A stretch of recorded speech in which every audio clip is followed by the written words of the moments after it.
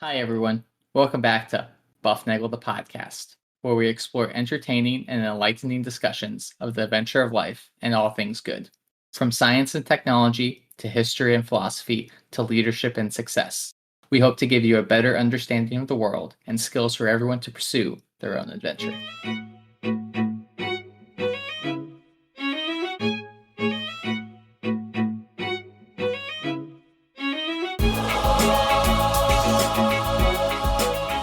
Hi, everybody, and welcome back to Bufnagle the podcast, where we talk about all things good in the pursuit of the adventure of life. I am Rafe, and because it's a Tuesday, it's a podcast Tuesday, and because it's a podcast Tuesday, it's a great podcast Tuesday, and it's going to be a special great podcast Tuesday because we have something we've never done before, and it's going to be awesome. But you know that you guys are the world's greatest listeners, and that's why we keep you around. We are a global top 10% podcast. Because of you guys, you can reach us at bufnagle.com. Remember to share the love, share the buff, give us a 5-star review, hit subscribe, the like, the smiley star, whatever it is, the happy banana, the golden lion, whatever it is that your podcast machine has, hit that button. All right. And tell a friend to listen, and you will get a free episode. And you can hit a button somewhere and you could buy me a coffee. If you look in the show notes, you could do that. Today we have this. Okay. I got a text message a while back from Bob Luzenski, America's favorite rocket scientist. And he was like, hey, I got this idea for an episode where I read listener questions to you and you've never seen them before and you have to respond to them in kind. And I said, bring it on. Let's go do that. Bob, are your questions ready, and how are you? Rafe, my questions are absolutely ready, and I'm doing great. Of course, it's always a good day to be here in the Bufnagle, the podcast virtual studio, recording another episode with you. But today, I can't tell you how excited I am to do this episode. Well, knowing the shenanigans that you most likely went through on the back end there prior to the start of this, I know this should be interesting. So you have a page of questions, is that right? I have a significant number of questions. I'm sure more than we'll have time to get through, but I think it will be very interesting for the listeners to hear what you have to say in response to these questions. This is what they call professional broadcasting risk. But being the professional I am, I will take such risk. Much more so than I am. Yes. For a change, I get to see what it's like on the other side. Yeah, it's not often I get to be on this side. So, all right. So we got what, 35, 40 minutes, something like that. Yeah. Let it roll. Let's see. Right. Let's see what happens, and we'll see. We'll see how this ends up. So, all right. They start simple. They start real simple. We're going to go from the, kind of basic questions into the more philosophical stuff. Well, so, that's just like the buff, isn't it? So it is exactly. All right, exactly. So talk about how did Bufnagle podcast get started? Let's talk about that. Okay, this seems like an appropriate place to start. Well, that's a great place to start. Okay, when was that? It was years and years and years ago. Yeah, it was 2020. But before that, way before that, Zach and Harry and a friend of theirs decided they were going to have a podcast. This is when they were youngins. They were old enough to kind of know how to record things on a computer, but they were still too young to do it in a manner that would actually have some footing. So they created a podcast that was called something like Guys Who Talk About Stuff. I think that's what it was. Isn't that what all podcasts are? Yeah, well, that's what they asked. Guys and girls? Yeah, that's what it is. And so I don't remember what it was. I remember them sitting around, all three of them crammed around the computer, recording something. And I think they did 2 episodes, but they never figured out. I mean, this is not an easy... Okay, maybe it is easy for other people. It was not for me to figure out, how are we going to do this? And Zach was, if I said instrumental, that would be underrepresenting his input in getting this started. And he always wanted to do this because he had stuff he wanted to talk about. And I think he was in college when we started bouncing around the idea. And then I finally conceded that when he was early in law school. And so he took care of the lion's share of that, and he figured out how to do the recording. We originally recorded them right now we're recording on Zencaster, but we originally started on some other Discord. We were recording on Discord, I think. Okay. I think early on. And so he set that up, and he did the editing in Audacity, taught himself how to do that. And we would just record, and he would upload the things to the Buzzsprout podcast hosting thing, and that was that. And then he was with us probably about 100 episodes, and then law school and life kind of got in the way. And then Harry came in and has been doing that. But now, he's got multiple offspring and job and all sorts of very important things. So I've been doing a lot of things solo lately, but our cadre of regular guests has been invaluable, as they say, to keep me from spending way too much time doing this sort of thing. So does that answer the question? That's a very good answer. And so you talk about the beginnings. The show has really come a long way since the first, I would say, dozen or so episodes, if you can think about that. But the essence of Bufnagle, the podcast, was there from the start. I mean, you had, is cheesecake a cake or a pie? Okay, science behind GPS, Cleopatra the Greek, spirit of the radio. There's a hole in my calendar, and all modesty aside, it's not like it's rocket science. Yes. Okay. You were really early, weren't you? And on that was episode 11. Okay. Yes. So, so talk to me about the evolution of the Buff over what is now almost 250 episodes since September of 2020. Talk to me. Well, so we started off, and we had a number of topics that we wanted to cover. Right? These were things that we had like. So Zach is a history and economics guy, and he went to law school, and I'm a statistician and kind of a science geek is not quite the right word, because I don't like geek out. I just like knowing all these things. Okay, so it's kind of a history thing, and so we had topics, and there's my favorite book that I talk about a lot on the show, which is The Fourth Part of the World, which is a lot of when they discovered. When the European, African, Asian glob of land, when they discovered there was actually something on the other side, there was really no knowledge that in whatever that is, Eurasia, Africa, that glob didn't really know there was the Americas, right? So that's the fourth part of the world. And so we talk about that. So I read that book, and I wanted to tell some of those stories. I had learned about GPS, and I wanted to tell those stories. Zach wanted to talk about Cleopatra being Greek, and how these ancient civilizations that we always think about in sequence had a lot of overlap. And so we decided we made a big list one day, a big list that probably covered in the neighborhood of the first 20 to 25 episodes. And then we were like, when can you record? And if you listen to the first two, we kind of wanted to make it into little sections. So we had like 15 minutes on this topic and 15 minutes on that topic, 15 minutes on the next topic. And so at the beginning, they were more like the episodes were less than a half hour, right? Yeah. Well, that was part of it. We wanted to try to lock it in there. And then Harry was always on the other side, just so you know. Okay. So Zach and I both kind of pushed that. We wanted to just talk about whatever was important to us at that time.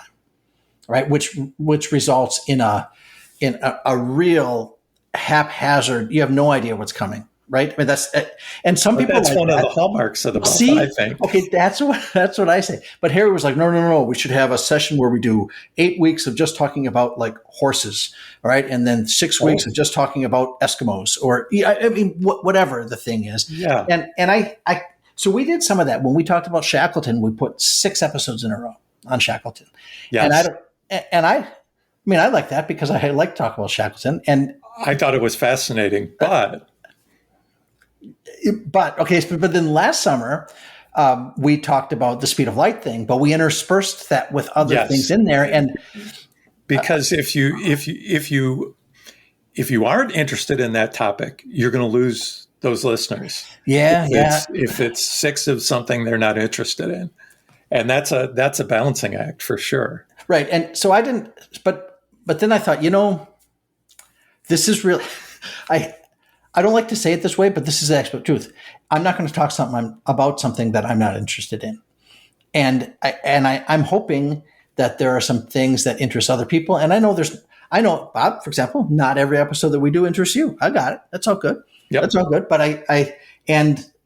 that's how it goes. So that's how we came to be doing what we're doing. And then we learned, I forget where it was, we started doing more than one episode on a topic. So like the Magellan one, we just couldn't get into one show. And I shouldn't have done Lewis and Clark. We did Lewis and Clark. That's one of my favorite ones, The Great Explorer. The story that was early on, wasn't it? Yeah, it's in the mid-teens, I think.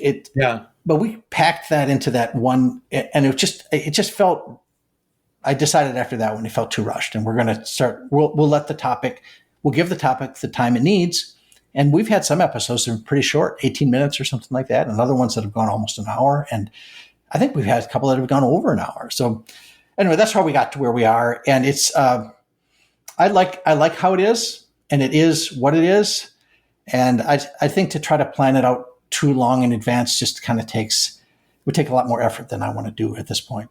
Yeah, lay it out that far. So I certainly like the in-depth topics. I thoroughly enjoyed, for example, the Speed of Light series. That was just, there were things that I learned in that I didn't know about it, and there were things where I would listen to the episode and then I would text you and go, "How did they do this? And how did they do that?" Things you had talked about in the episode I just listened to. Yeah, and it was great, and all the ones like that have been fun.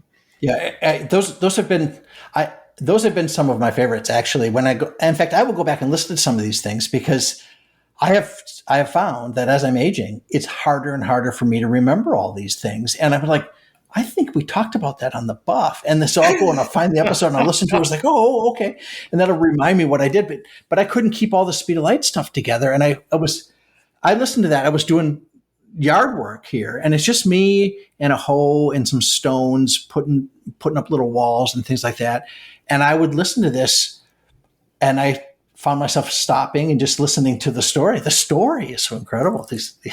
Yes, well, I had that experience actually listening to the Amberola episode, where I was thinking I was going to do this while I was doing something else, and there was a point where I just stopped. Yeah. And I know I texted you and said, with all due respect to the episodes I haven't listened to, I think that's the best one you have done to date. That was such fun to do in all regards to that, because I wasn't sure I was going to be able to get that machine back together. Well, given what you told me outside of what I heard in the episode, yes, I can understand that. Well, I took it apart because I didn't think I was going to take it all the way completely apart. I didn't think that. I thought you don't walk into a project like that thinking you're going to go all the way to the bottom.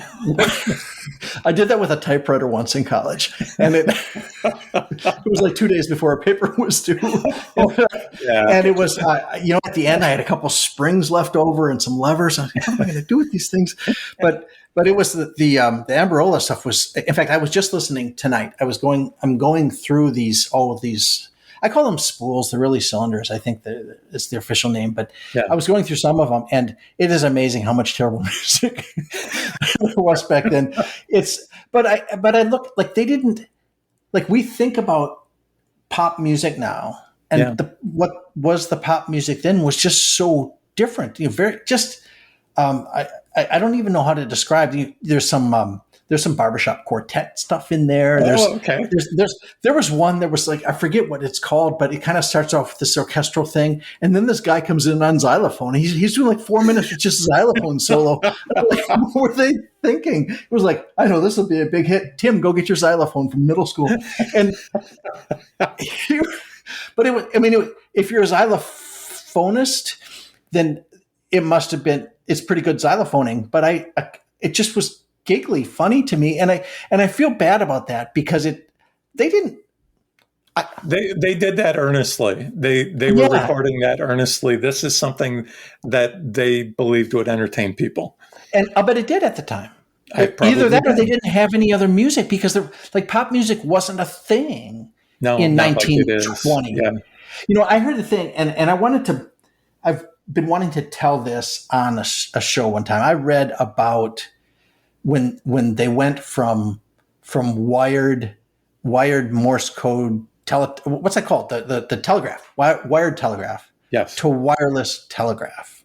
Okay, this guy invented. I think it was Marconi, but I've slept since then. yeah. So, but he did this, and what he there was the naval yard in Baltimore at Fort McHenry or wherever it is, that the guys would, they'd listen to the wireless trying to pick up the Morse code stuff. And he said, I'm hearing music on the wireless. And they thought he was going nuts, and it turns out a guy figured out how to play music over the radio, those radio signals.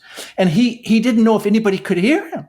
Because okay, this is the story that blew my mind. So he couldn't just, he was not a professional podcaster, so he couldn't talk for hours on end and say nothing, like we do here. So he just eventually started playing records that he had, probably stuff like on an Amperola or Victrola or something like that.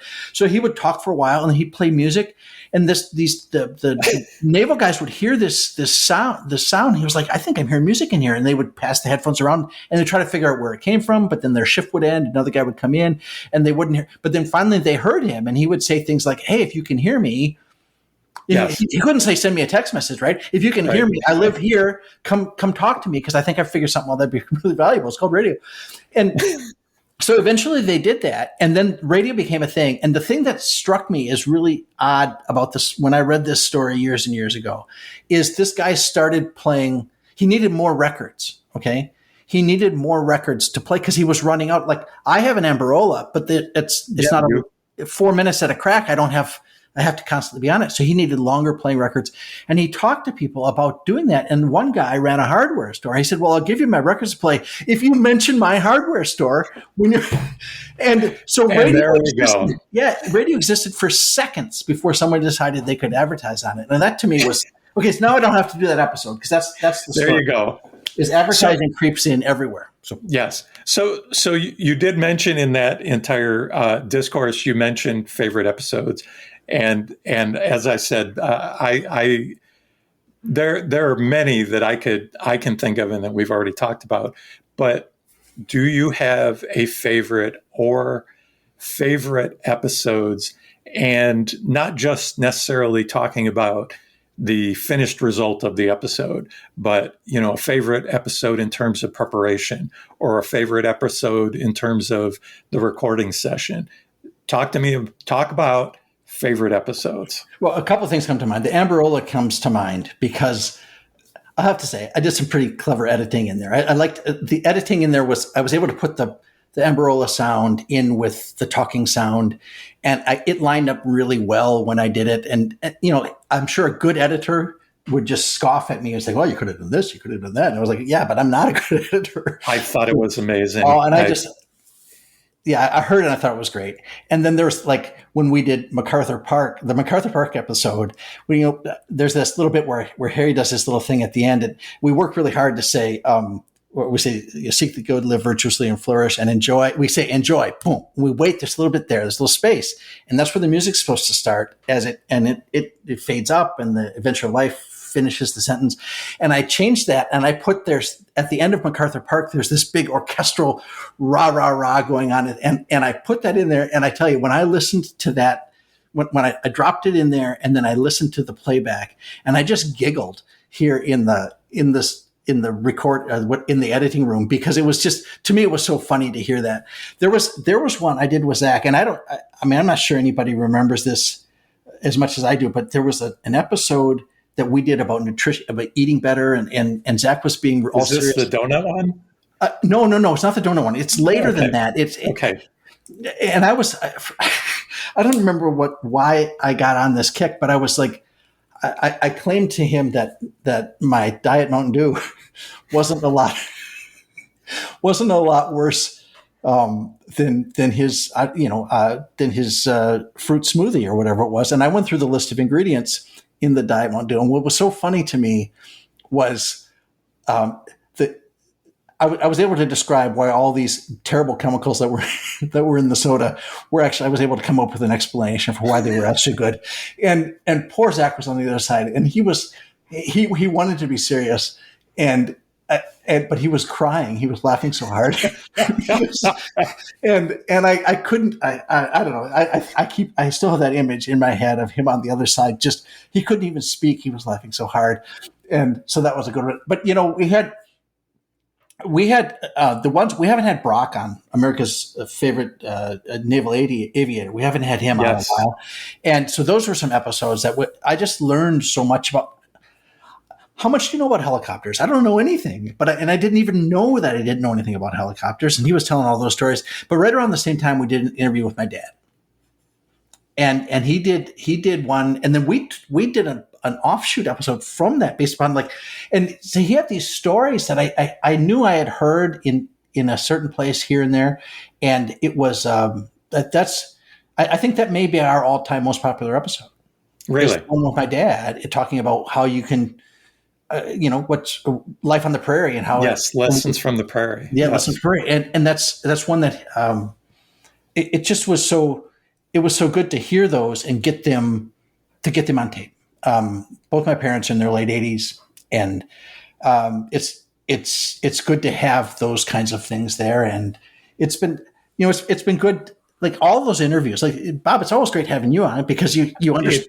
It's always a great time. It is. We do have wonderful. The problem is we schedule like a 45-minute session to record the show, and 2.5 hours later, my wife will show up at the door here and she'll be like, "Have you recorded yet?" And we're like, "No, we haven't started."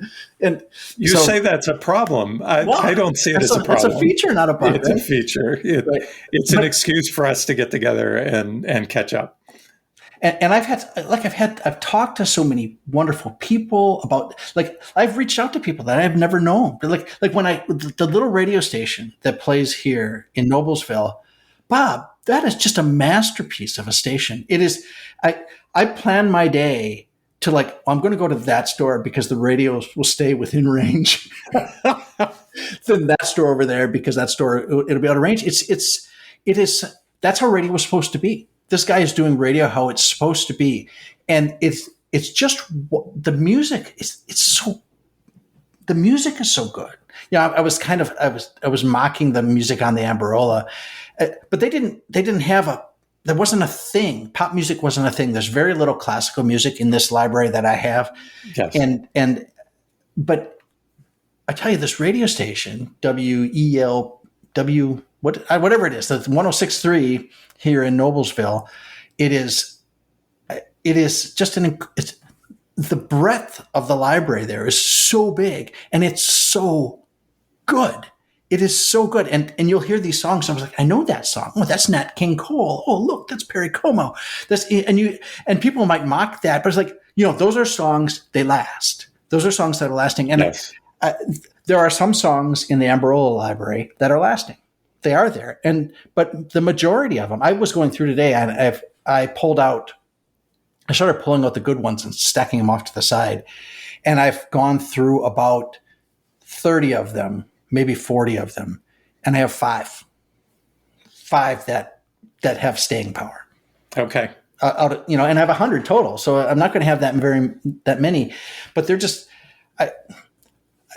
I've met so many wonderful people doing this thing. It is, and people that have written things that I found in newspapers on the web. I'll send them a note and say, "Hey, do you want to come on?" They'll be like, "Sure, I'll come on." And we call them up and I get to talk with these people. And it's just been, it has been a wonderful, wonderful thing to be able to do. I'm not even sure if I'm answering your question anymore. It doesn't matter. That's the point of the question is to get what you just did to happen. Well, that's And so I'm going to throw another one out at you, which is, has any interview or episode preparation surprised you or changed your point of view or thinking on a topic? Well,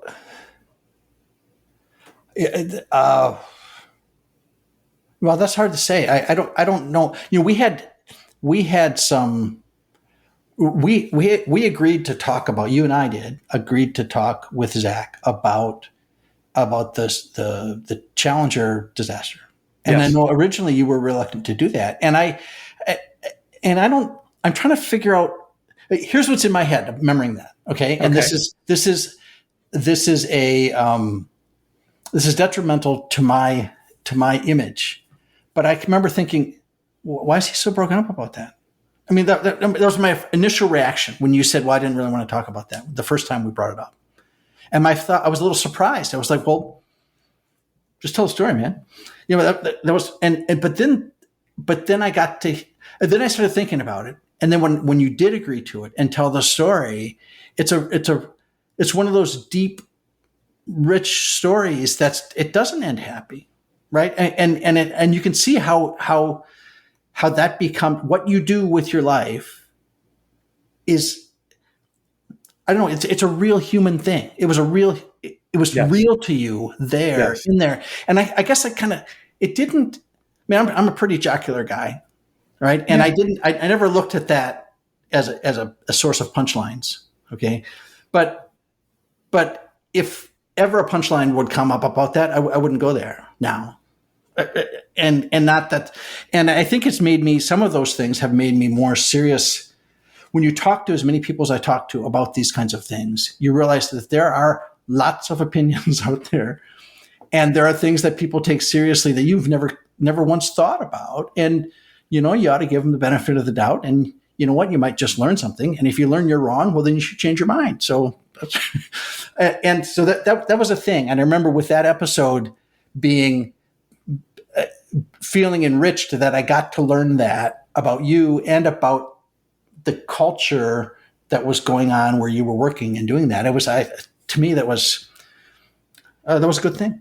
Yeah. Yeah. That what was interesting about that was when we sat down to record the very first episode, we started having that conversation. And I know you were like, oh, we should be recording this right now.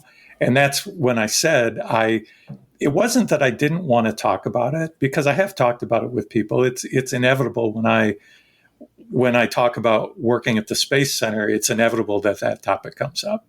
I mean, even when we were at the ice cream place a year or two ago, and you were talking to somebody about the podcast, and they're like, "Here's Bob, and he, worked at the Space Center."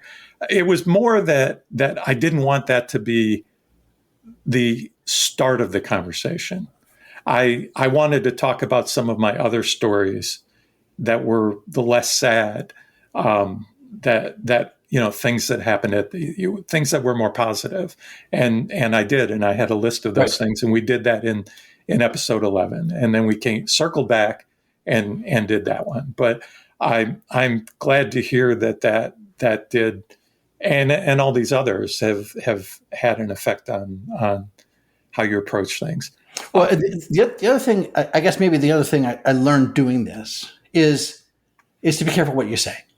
All right. And now we do this, and we do very minimal editing, just because it just seems to me you can make anybody say anything if you edit it enough, and we don't want to do that. And I don't have I don't have any opinions that are not. I don't have any. I've never lied on the show. Not that anybody would expect anything different. So I am who I am on the show. Yes. But what I've learned is it really is. To the extent I know Rafe, this is Rafe, by the way. Well, but what strikes me is there are, like, I don't want to. There's no sense deliberately making enemies. I mean, there are things I'm sure I know, Bob, you and I disagree on all sorts of things. Yep. Right. But that's okay. That's okay. Yes. And everyone I meet, I will find something I disagree with. So it's just better to focus on what's the catchphrase? We agree on a lot more things than we disagree on. Something. Yes. So, and you can be good friends, great friends, and still have things that you don't agree on. Right. And that is normal. Right. And so one thing is on the show, I've tried to, and then this has impacted my personal life too, is to be more gracious to more people. And I hope that's come out. I'm not the same person I was at 25 or at 14. Sure. 5 years ago Or before you 55, started this podcast. Yes, you're exactly right. Okay. So we kind of jumped to some of my more serious topics early, but I'm going to step back and go to what is it like to generate content once a week, basically to feed the beast? Talk about how you come up with topics to cover, who to interview. How do you deal with that? It is, I have to say, it's really hard. Other than call Bob because you don't have an episode and he just sent you a text. I do that. Well, but you did send me a text, all right? So I look for any opportunity for something that's interesting or something I find interesting.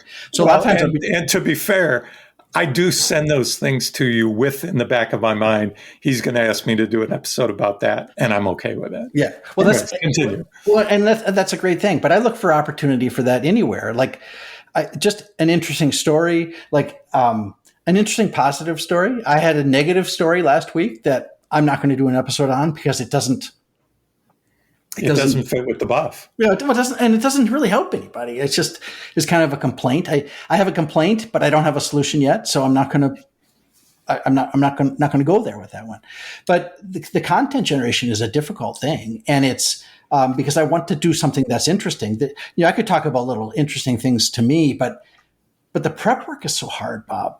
And I learned early on that I don't remember things as well as I thought I did, right? And you called me out on the GPS, a couple GPS mistakes that I made early on in that show. Oh, yes, I did. Yes, you did. Yes, you did, and very, very well. And so I always look them up, and a lot of times I'll think, I think this is true, and then I'm like, oh shoot, I don't know, and then I have to go look it up, and then I go down a rabbit hole, and 45 minutes later, I'm like, yes, he was the 18th president of the United States, or whatever, but that's, the content is difficult. And there's sometimes when there are things that I think we did a good job on that it might be time to show again. Right. And we've done that. We do what we call the Bufnagle classic redrop.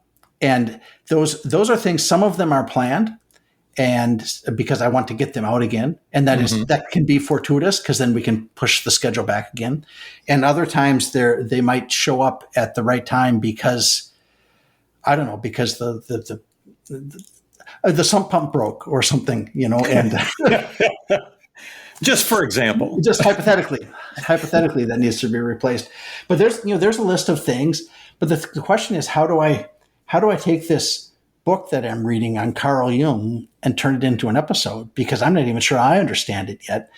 And that's a thing I got to figure out is what I'm going to, but I have some ideas on that. And then I have to turn it into conversations. So my poor wife, I'll say, and I'll talk to her for 25 minutes and she'll be like, okay, that's nice. You got to write that down. I was like, okay. So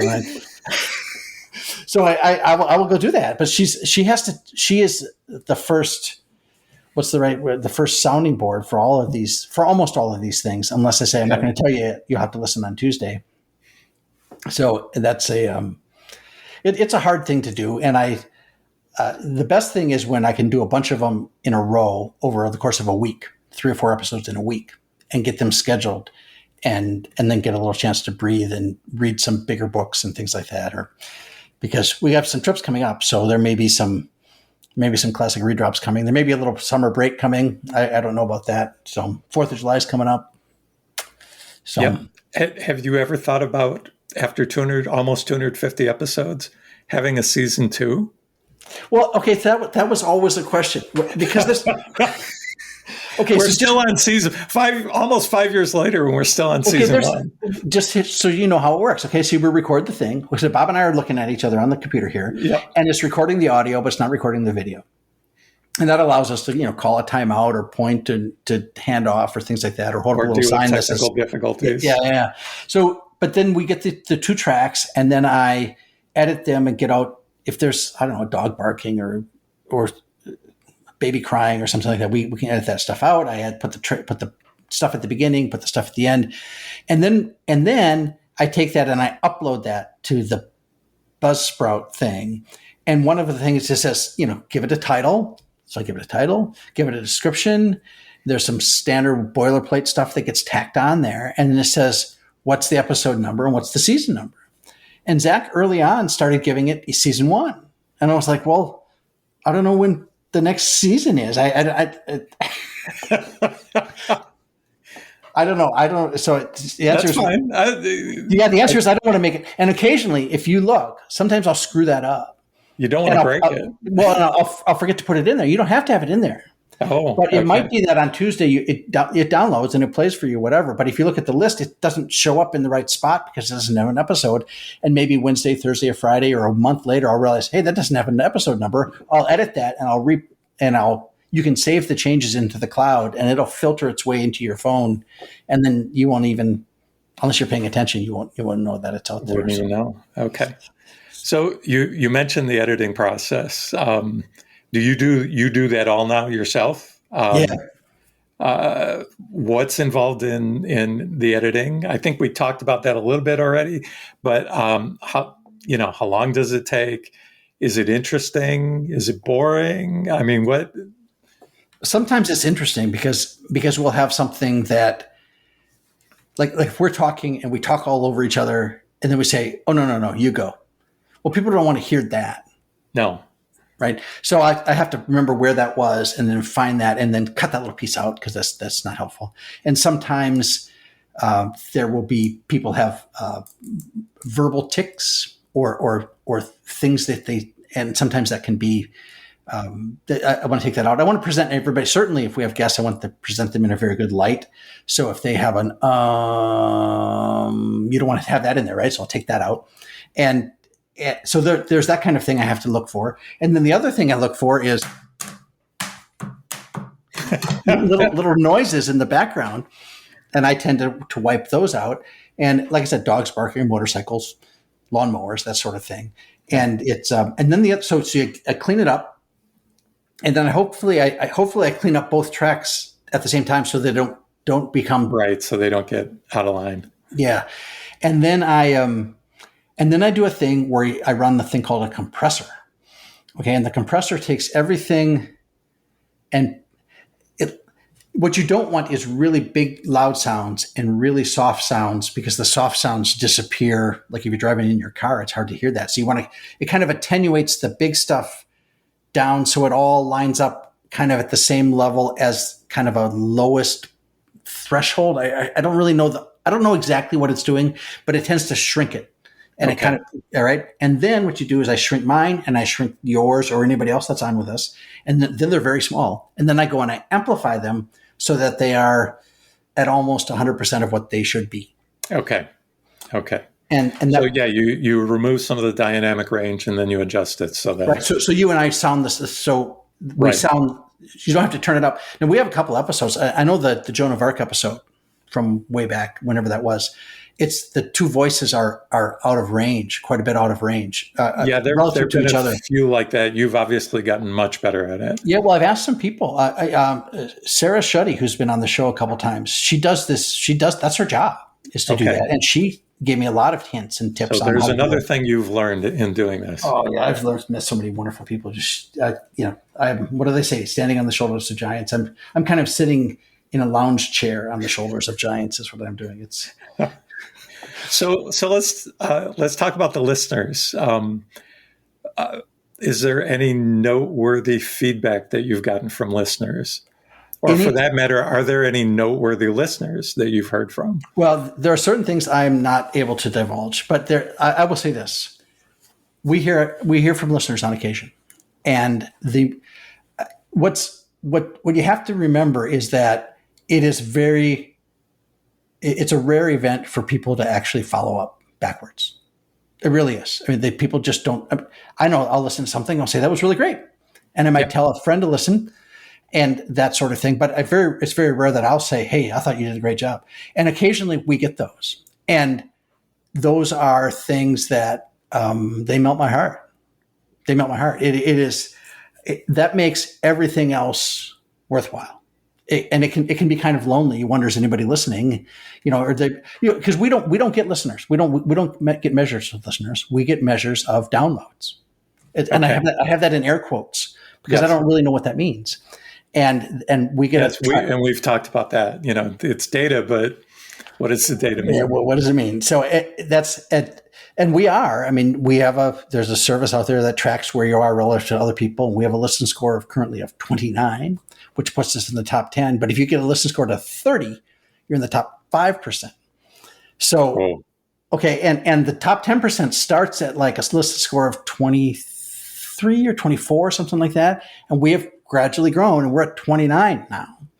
And I did some math the other day based upon, I'm trying to think of how many podcasts are out there that these guys track, and how many are ahead of us. And then, like, if we're in top 10%, that means there are 90% of them are behind us and 10% are ahead of us. And then even I could have told you that. Well, but the distribution is really skewed. Okay, and there's all sorts of stuff that goes on into this As thing. a statistician kind of guy. Yes, yeah. And I thought about doing that show, but what is that? Yeah, there's some things that when we talk about the calendar and what time, what time it is in on the solstice. That's hard enough to keep up without a map.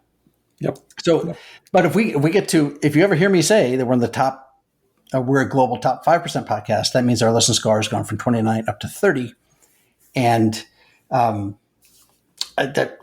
be kind of nice. But you know what? That's not why I do it, right? That's not why Harry does it. It's not why Zach started doing it. It was, I think in general, it's a good with a capital G. It's one of those good things, as long as we keep the focus on the things we get to focus on. And that's why we don't go politics. We very rarely go sports, just because those things you can get plenty of that anywhere else. And sure. Yeah. And that's not what this is about. Right. So we're starting to run out of time here. So okay. I want to jump down to the bottom of the list here. Oh. Now, it's not the bottom of the list, but it's the ones I've saved for last. Okay. Yeah. What advice can you give any of our listeners who are considering starting a podcast? Please do, because if we get enough podcasts behind us, that'll push us higher in the percentages. No. It's okay. Here's what I would say. Make sure I want to say have an exit strategy is kind of what I want to say, because I wish somebody would have told me that. Like, when are you going to stop? And be like, I still don't know. There's still a lot of things to talk about. And I think people enjoy what we do. It seems the people I talk to that are regular listeners seem to do that. And I've had days where we're a little late with dropping. I'll hit the button wrong. I'll have it scheduled to drop on Thursday instead of on Tuesday. And somebody will say, hey, where's my buff? I was like, oh, sorry. And I'll go in. Which is a form of feedback as well. Yeah, that is a feedback. Yeah. So that has happened. So that's, it's like any endeavor. At some point, it's worth. What do they say? Anything worth doing is worth doing wrong. Somebody said that. I don't remember who that was. I thought it was anything worth doing is worth doing well, but I could be wrong. Well, but eventually you have to jump, right? You can't just put your toe in the water, right? And you have to do that. And I think the idea is you have to learn. And these are things. Good judgment comes from experience, and experience comes from bad judgment. Bad judgment, right? That's the one I use. So do it. And then I think what helps, I think, is cross-pollination with other. That's what they all say. So we get these so-and-so will get an email out of the blue, and it'll say, hey, I'm Johnny Marketing Head, and we can turn your podcast into one of the global elites. You have all these episodes, but you're not. Do you have enough listeners? And I was like, yeah, I'd love more listeners. But like what? But I'd also love more money, right? I mean, so it's to what end? Yes. To what end? What's the end? And then the pressure starts coming. You don't want to. I don't know. It's just so. Go ahead and do it, and maybe have a focus on something and do something interesting.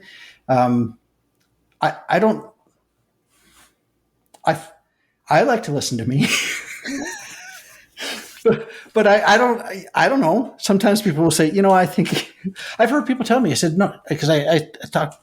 People have said, yeah, I'd like to listen to your stories. And I was like, well, that's honoring. That's like that melts my heart too. I love that. That's a nice thing to hear. And if you have people tell you things like that, well, then write them down. And what I should do is I should write all these things down, but I just will figure out a way somehow to download them and pass those on to my grandkids. Well, and this actually brings up the last question, and it's obviously this in some ways can be thought of as a verbal legacy. And how does that affect how you approach doing the podcast, both in the topics you cover, the people you interview? Talk a little bit about that. Well, there's a little book I have that I received from my granddaughter, and it's entitled something like "Tell us about you, Grandpa," something like that, and it has little questions that you're supposed to answer and write them in the book. And I haven't been able to do that. That's hard for me to do, and I've contemplated doing that as an episode for her. So I have that. Yes. And part of it is like, what's your favorite flavor of ice cream? I was like, holy cow, I will talk about ice cream. Maybe we'll do an episode on ice cream. Okay. And so that's the thing, is like every one of these things is an icebreaker question for a conversation while doing a cross-country drive or something like that. Right. And I look at that as a legacy thing. And I hope what we're doing is of value. I just would hate to think that it's, not all the episodes are the greatest episodes. You cannot do that every time. Not every at bat is a home run.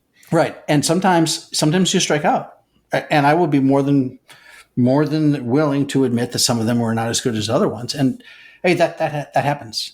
And there's the Zach likes to quote, the man in the arena.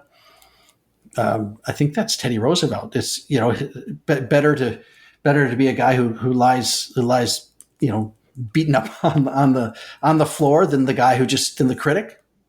Yes. Than the critic who just says, well, you should have done it this way. I was like, go start your own podcast. I used to have this thing a long time ago. I did this.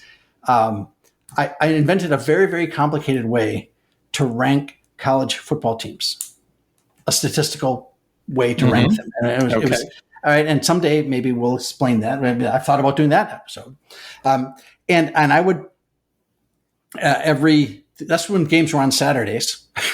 Yes, right, instead of all back in the day. Yeah, and then the ranking would come out on Monday. I'd enter the scores on Sunday afternoon, which took a long time, and it was it was amazing how difficult it is to get college football scores. You would think, oh, they're just there. There's a database. Nope.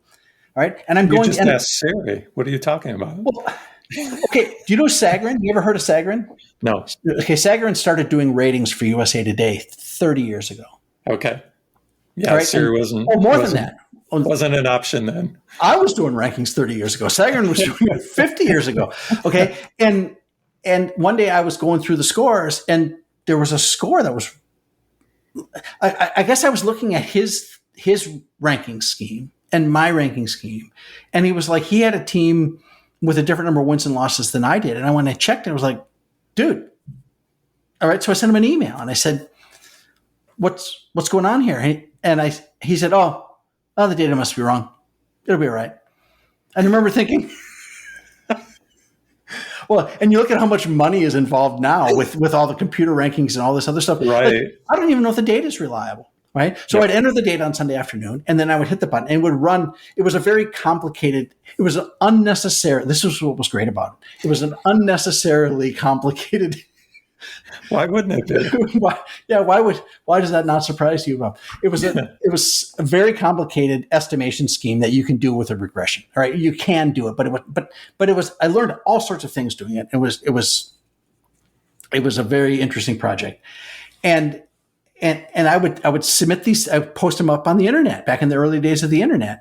And occasionally I would get emails and they were like, man, you suck. How can you have San Diego State ahead of Appalachian State when Appalachian State beat Michigan, but Michigan lost to this one? And I was like, they would just have this, just like every other complaint about a ranking scheme. How can you have this when there's this one little bit of data that is important to my team? Paradox. Yes. Yeah. It affects their team. Yeah. And so I got to the habit of always replying the same way. And it was, thank you for reaching out to me about my ranking scheme. I'm glad you found it interesting.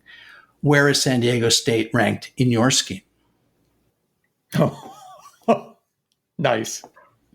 All right. And if they would, and of course they never had a ski. No, they never no. had, they just, and because it's really hard to do. And I don't know. It's just, it can be hard. So the podcast can be hard to do. And you started with a question. What was the question? I don't even remember anymore. Okay, but I think that means this is probably a good point. A good point to start. In this discussion. This has been fantastic. It was even better than I had hoped it could turn out. So thank you for being such a wonderful guest. And I will turn it over to you to do the close. All right. Bob, thank you for being the guest host so I could be the guest. You're welcome. All right. And for those of you out there who are still listening to the Buff, remember to seek the good, live virtuously, and flourish, and enjoy the adventure of life.